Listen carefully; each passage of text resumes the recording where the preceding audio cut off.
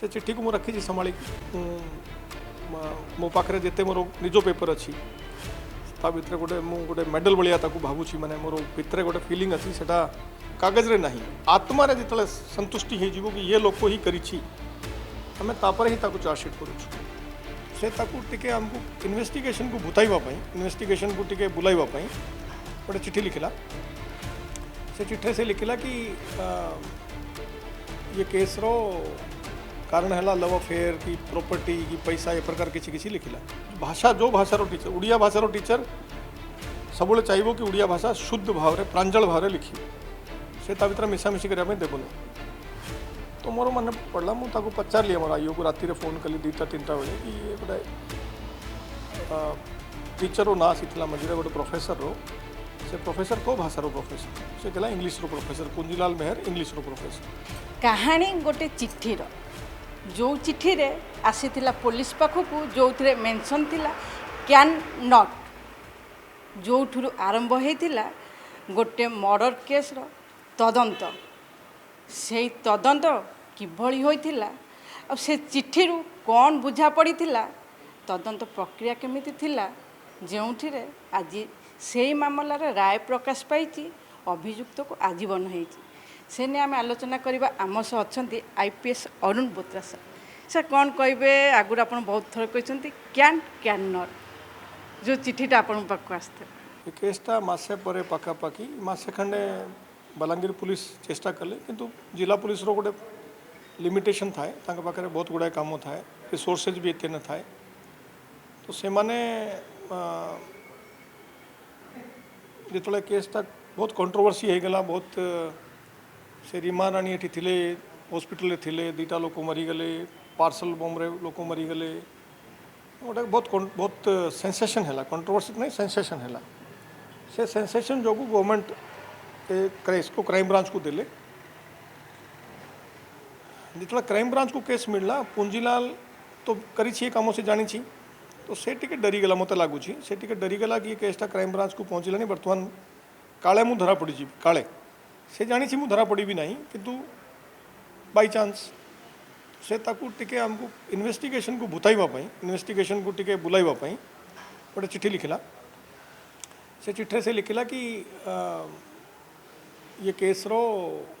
कारण है love affair की प्रॉपर्टी की पैसा ए प्रकार किसी किसी लिखिला आम से चिट्ठी को पढ़ी जानिलु ये लोक किए अच्छी जहाँ जो चेष्टा करुँची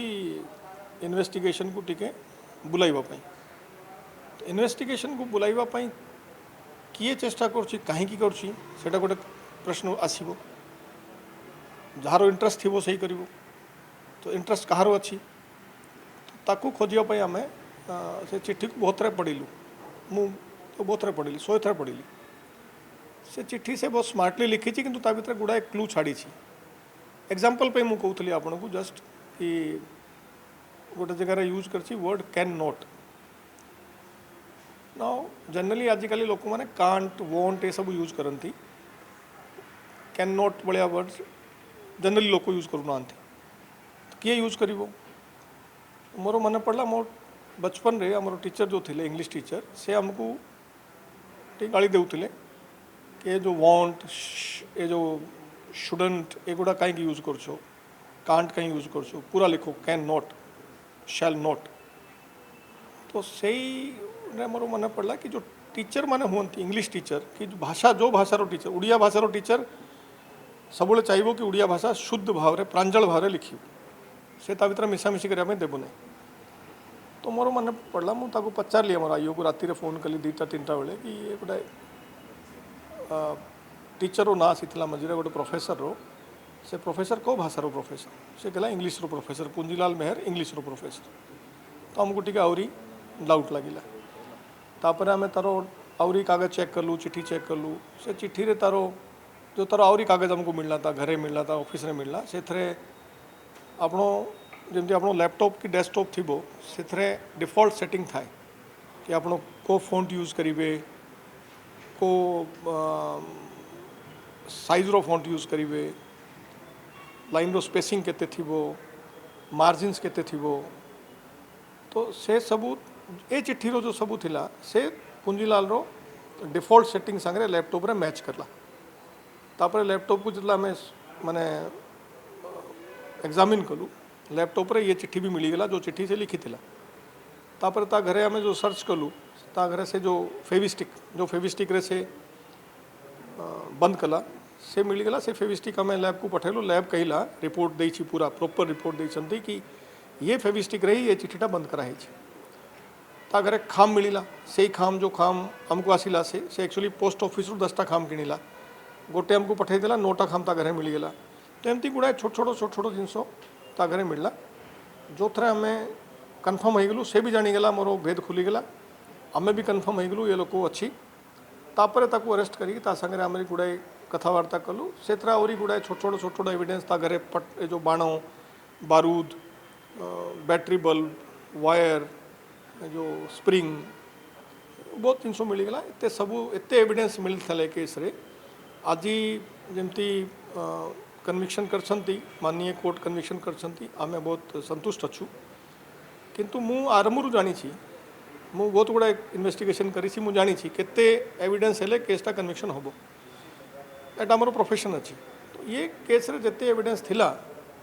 मु आरंभ दिनू जानी ये केस रे कन्विक्शन होबो मु एटा वर्षरू जानी बहुत वर्षरू जानी आज किंतु माननीय कोर्ट तांकर ऑर्डर देइछंती जजमेंट सुनाइछंती मैं संतुष्ट अच्छु। पर्टिकुलरली जो फैमिली विक्टिम फैमिली पे आमको टिके संतुष्टि अच्छी कहीं से माने तांकर दुख तो कम करी होबो नहीं किंतु एटलिस्ट तांको गोटे संतुष्टि रहिबो कि जो लोग तांकर परिवार को उजाड़ी देला परिवार को माने एते कष्ट देला से जेल रे वर्तमान बहुत समय रही। सर गोटे चिट्ठी आपन को मिलला हत्याकांड रहस्य गुमर खोलिला आउ गोटे चिट्ठी आपन को पाखक आसला तदंत पर जेते आपन कटक फेरी एटा मु जस्ट कहूली एक्चुअली सेटा बड़ पर्सनल कथा एटा एक्चुअली कहबा पई चाहू नथिली ए कहू कहीदेली से इन्वेस्टिगेशन सारी कि आम आसिलु एठी फैमिली गोटे चिट्ठी हमको लिखिला मते लिखिले मो पाखे आसिला छोटो चिट्ठी अच्छी से रविंदर साहू जो पुअर बापा तांकर वाइफ मैडम प्रिंसिपल और से रीमा रानी तांको सिग्नेचर अच्छी से माने मते गोटे प्रकार धन्यवाद चिट्ठी लिखिछंती कि आपण जे इन्वेस्ट से एक्जाक्टली वर्ड मोर मन पड़े तो तार माने है कि आपण जे ना सी थांते ये इन्वेस्टिगेशन रे तो आम जीवन सारा जानी पार न थांतु कि आम लोक को किए मारदेला आमर एते बड़ क्षति किए कला आपण आसवा जो रहस्य खोलिला आम एटलिस्ट बर्तमान आमको से दुख आप बुझीपारे जड़े किए मरीज जानव भी ना कि किए मारदेला तो आहरी दुख बेसी हम तो बर्तमान आमको टी संतुष्टि है एटलिस्ट आम जाणिलु कि आमर घटना कौन घटी से चिट्ठी को मुझे रखी संभाली मो पाखे जिते मोर निज पेपर अच्छी ता भितर गोटे मेडल भाया भावुची माने मोर भितर गोटे फिलिंग अच्छी सेटा सरकार गोटे मेडल आमको देउछंती मत 5-6टा मेडल मिली एटा आम लगाऊ यूनिफॉर्म रे एटा भी गोटे मेडल मो पाई अच्छी कि गोटे फैमिली एते तांकर फिलिंग हिसाब रे मते गोटे चिट्ठी देइछंती। सर आपण को कैरियर भीतर एमिति किसी केस देखी थिले कि गोटे चिट्ठी रू गोटे रहस्य खुली पर नहीं सेमती नहीं देखो केस अलग अलग सब थाए एमती नहीं कि किसी गोटे केस बड़े अलग केस हम परी केस गोटे फ्रॉक मिलला परी नयागढ़ रो केस आप जानी आप कवर कर गोटे फ्रॉक मिलला से फ्रॉक रे सीमन स्टेन थिला तो फ्रॉक रे सीमन स्टेन मिलवा माने आम जानीगलु ये केसटा गोटे सेक्सुअल ऑफेंस अच्छी लोक बहुत प्रकार कथा करते परीरो अंग प्रत्यंग नहीं गले तार फैमिली भी कहते